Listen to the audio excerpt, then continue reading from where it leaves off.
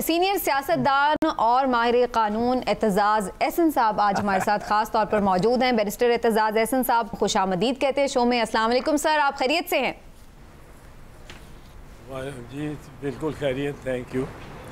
एतजाज़ एहसन साहब, आपने थोड़ा गुफ्तगू को अगर सुना हो तो इमरान साहब इस बात के हक़ में हैं कि ज़ाहिर इत्तेहादी हुकूमत है, इसके अच्छे बुरे जो भी फ़ैसले हैं वो मिलके किए जा रहे हैं और उनका बोझ भी तमाम सियासी जमातें मुश्तरका तौर पर उठा रही हैं। जबकि हिलाली साहब का ये कहना है कि पीपल्स पार्टी ने बड़ी अच्छी गेम की है, जरदारी साहब ने स्पेसिफिकली, और वो मज़े तो सारे ले रहे हैं लेकिन जो मुश्किलात हैं सारी वो PMLN के लिए हैं, जो इसमें टफ़ सिचुएशंस हैं वो उनके लिए हैं।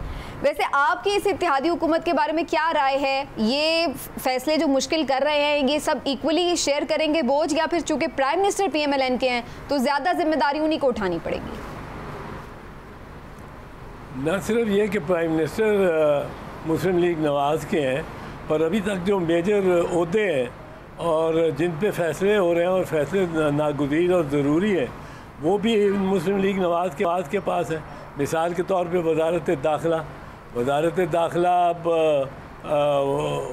इस वक्त तो आधी गवर्नमेंट है और बाकी आधी गवर्नमेंट है वजारत ख़जाना।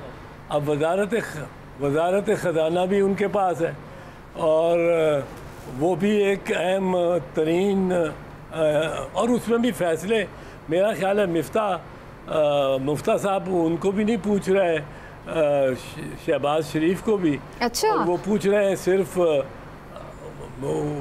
शहबाज शरीफ को मालूम ही नहीं है कि मुफ्ता साहब क्या कर रहे हैं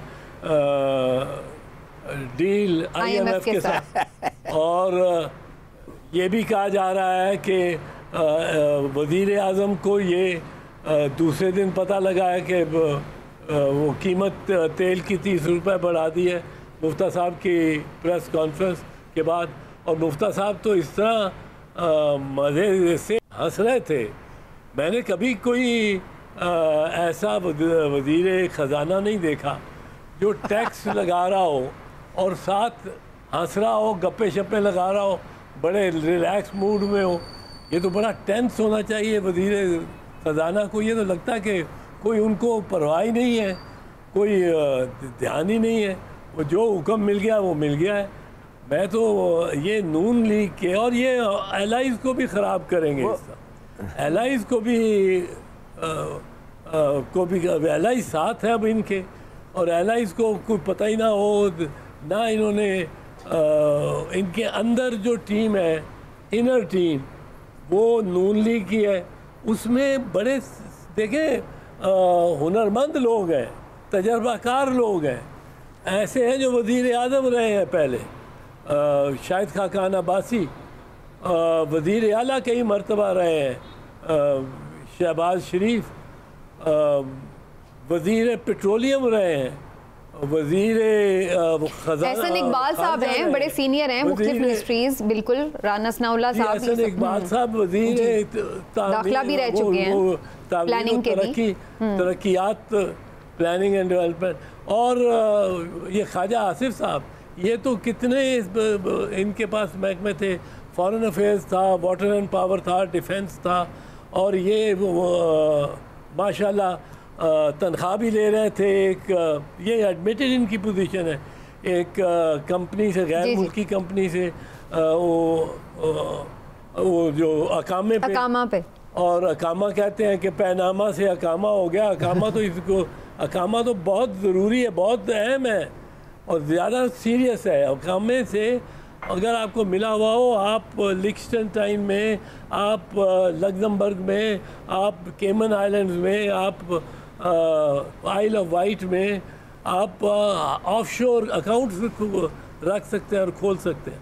तो तनख्वाह की तो आपको ज़रूरत नहीं। यानी सीनियर लोग हैं लेकिन उनसे शायद उस तरह से ना तो मुशावरत हो रही है। लेकिन आप ये बताइए एतजाज़ एहसन साहब, तो फिर अगर इस तरह की सिचुएशन है तो आप समझते हैं कि ये इत्तेहादी हुकूमत फिर अपना टेन्योर पूरा कर लेगी, जो कि ये अब अनाउंस कर चुके हैं कि हम अगस्त 2023 तक जाएंगे? तो ये आपको ऐसा लगता है कि ये हो सकेगा?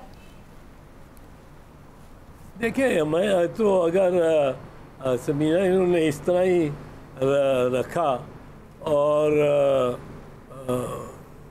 मुझे तो ज़रा तशवीश रहेगी, क्योंकि पीपल्स पार्टी का ये मिजाज नहीं है कि इतने टैक्सेस लगा दो। पीपल्स पार्टी रिलीफ देने वाली पार्टी है। ये साइकोलॉजिकली ये दो अलहदा सोचें हैं।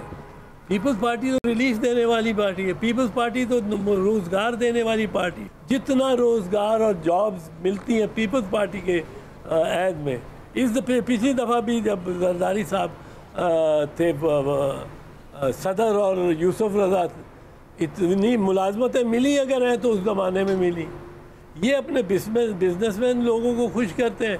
पीपल्स पार्टी कोशिश करती है कि मिडिल क्लास और लोअर मिडिल क्लास और पुअर जो है तबकात, उनको कोई रिलीफ मिले, कोई उन तक पहुँचे। ये बेनज़ीर इनकम सपोर्ट प्रोग्राम आप देखें, कंसीव करना, सोचना, ये पॉवर्टी एलिविएशन के लिए ये पीपल्स पार्टी का काम था। बाद में तो कोई एहसास प्रोग्राम और कौन कौन से उसकी नकल में आ गए, पर ये अब मैं समझता हूँ हमारे मिजाज के ख़िलाफ़ है। इतना आवाम पे बोझ डालना, एक हफ्ते में 60 रुपए पेट्रोल की कीमत बढ़ा देना और साथ एनर्जी की कीमत, बिजली की कीमत भी बढ़ा देना को 8-9 रुपए। ये तो आपकी बातों से लग रहा है गल बढ़ गई है। लेकिन आज इमरान साहब और हिलाली साहब भी क्वेश्चन करना चाह रहे हैं, तो मैं उनके भी क्वेश्चन ले लूं। जी इमरान साहब। चोई साहब, अब ये भी सुना है कि गैस की कीमतें भी शायद 44% के करीब बढ़ने जा रही हैं। हाँ बढ़ाएंगे जी, आई एम श्योर बढ़ाएंगे, पर ये जाहिर है कुछ टेंशन तो इसमें आएगी ना। तो जो साहब ये बताएं, आप इतने माशाल्लाह सीनियर सियासतदान हैं, अपने तजर्बे की बिना पे ये ज़रूर बताएं कि जब इतनी महंगाई बढ़ेगी तो अवाम तो मुतासिर होंगे, तो फिर अवाम मुतासिर होंगे तो इनका वोट बैंक मुतासिर होगा या नहीं होगा? वोट बैंक जो तो इनका जीटी रोड में है नून लीग का, वो तो मेरा नहीं ख्याल ज़्यादा मुतासर होगा। हालांकि मेरा ये भी मानता है मन कि इतनी इस हद तक ले गए कि अब वो वोट बैंक भी शेक होगा। पर वो मैं बहुत ज़्यादा मुझे हैरानी नहीं होगी अगर वो शेक ना हुआ, क्योंकि इन्होंने मैं कहता होता हूँ, लोग एक दरख्त की आबियारी करते हैं, ये एक जंगल की आबियारी करते हैं। 5 जजेस को ये senate of Pakistan after their retirement ले गए। उस जजेस का क्या काम है क्रिकेट के साथ, सेनेट के साथ और सियासत के साथ? एक को आर्मी, एक को बना दिया पीसीबी का चेयरमैन, एक को सदर बना दिया, दूसरे को भी सदर बनाना चाहते थे, वो हार गया इलेक्शन आसिफ जरदारी से, उसको गवर्नर बना दिया फिर। तो ये एक जंगल को आबियारी करते हैं। ये एक मैसिव प्लान रखते हैं। हिलाली साहब का भी क्वेश्चन लेते हैं, एतजाज हसन साहब। जी हिलाली साहब। 2 चीज़ें हैं जी। पहले तो 70 रुपया और बढ़ना है पेट्रोल का अंडर द एग्रीमेंट, जो 270 रुपया होना चाहिए। और 8 रुपया का जो लेवी है जो अभी तक फुली पेड नहीं है, ये जो प्राइस इंक्रीज़ हुआ है ऑयल का, उसलिए उन्होंने पूरा विथहोल्ड किया है, एक पूरा ट्रांच 1 बिलियन का। वो कह रहे हैं ये भी पूरा करो। खैर आई थिंक ये तो इतनी अनपॉपुलर स्टेप्स होंगे कि आई डोंट थिंक कि वैसे ही एक party which is increasingly unpopular बचेगा।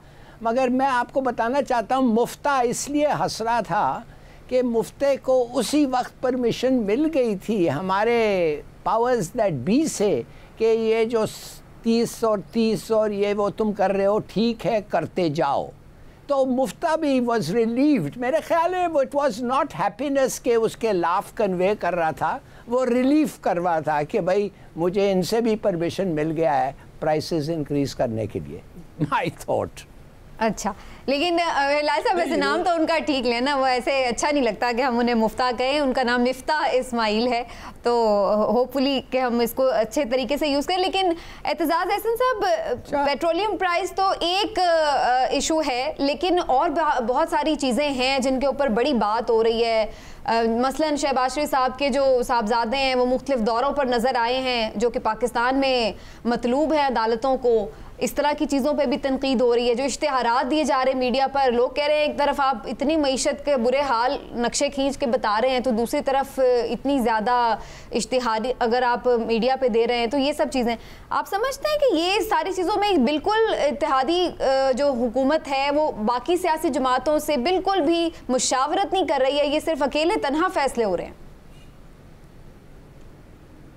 समीना, मैं आपको बताऊं कि कानून के दायरे में, और मैं एक तालिब इल्म तो हूँ कानून का, और कानून में की तमाम जूरिस्प्रूडेंस और हिस्ट्री में मैंने ऐसा वाक़या कोई नहीं सुना कि एक मफरूर वो मुल्क से बाहर बैठ के, अव्वल तो उसको इजाज़त मिली हो बाहर जाने की, मुजरिम को मुल्क से बाहर, मुल्ज़िम को हो सकती है अभी इल्ज़ाम साबित, मुजरिम को कि उसको वो बाहर जाके बैठा हो और वो बार बार नज़र आ रहा हो। टेलीविज़न अब एक डायरेक्ट विजन का इंस्ट्रूमेंट है। ये कोई हमने सुनी सुनाई बात नहीं देखते, हम देखते हैं कि वो रोज़ उसी एवन फील्ड अपार्टमेंट में जा रहा है और रोज़ निकल रहा है, रोज आ रहा है, गाड़ियों में बैठ रहा है और वो मफरूर है। अच्छा, उसके साथ ये तो सुनना ही नहीं था कि एक ऑफिशियल डेलीगेशन में, ऑफिशियल पार्टी के डेलीगेशन में एक और मफरूर सलमान, वो इस खानदान के साथ वो अपने और वो पार्टिसिपेट कर रहा गेस्ट के तौर पर और ऑफिशियल डिनर्स पे बैठा हो। ये मैंने नहीं सुना। मैं अभी वकालत को का तालिब इल्म रहा हूँ, हमने एक्सट्रेडिशन के केसेस पढ़े हैं, हमने ये रन अवे मुल्ज़मान के केसेस पढ़े हैं, फ्यूजिटिव्स के, बहुत सी जूरिस्प्रूडेंस इस पे पढ़ी है, क्रिमिनल लॉ की जूरिस्प्रूडेंस इंटरनेशनल बहुत है इस पे। मैंने ऐसा केस नहीं देखा कि वो आपका वो एक मफरूर किसी ऑफिशियल डेलीगेशन में बैठा हो और ऑफिशियल इनविटेशन पे बैठा हो। वो तो ठेंगा दिखा रहा है आपको, कानून को, सारे को, और पीछे से मफरूर है।